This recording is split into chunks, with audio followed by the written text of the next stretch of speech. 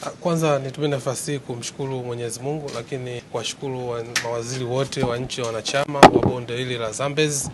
Tanzania ni moja ya nchi 8 ambazo zipo mstari wa mbele katika kuhakikisha kwamba tunalinda na kutunza rasilimali za maji la bonde mto Zambezi.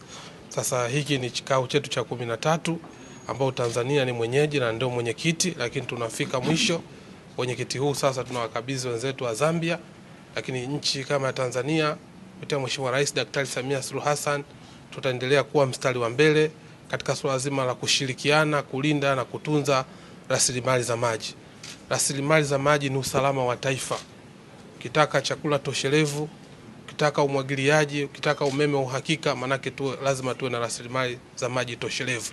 Kwa hiyo Tanzania itakuwa mstari wa mbele kushirikiana na nchi wanachama katika kuhakikisha kwamba rasilimali za maji zinaendelea kutunzwa. Experience mabadiliko ya tabia ya nchi. Tumeona Dar es Salaam, hasa ni muda mwafaka katika swala zima la kushirikiana kwa pamoja kulinda na kutunza rasilimali zetu za maji.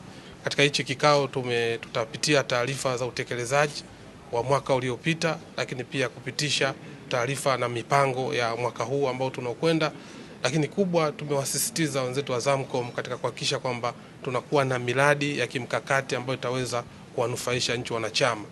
Leo ukiangalia eneo la Songwe, ukiangalia eneo la Kyela, wakati mwingine wanaathirika na mafuriko. Kwa tukijenga mabwawa, maana yake atafaidisha nchi kwenye kilimo cha umwagiliaji, atasaidisha katika swala zima la umeme, lakini tutawasaidia Watanzania hasa maeneo hayo kuhakikisha kwamba wanaepukana na mafuriko. Bado nasisitiza umoja na mshikamano. Maji hayana mipaka. Kwa hiyo nchi wanachama tutaendelea kushirikiana kulinda na kutunza rasilimali zetu za maji.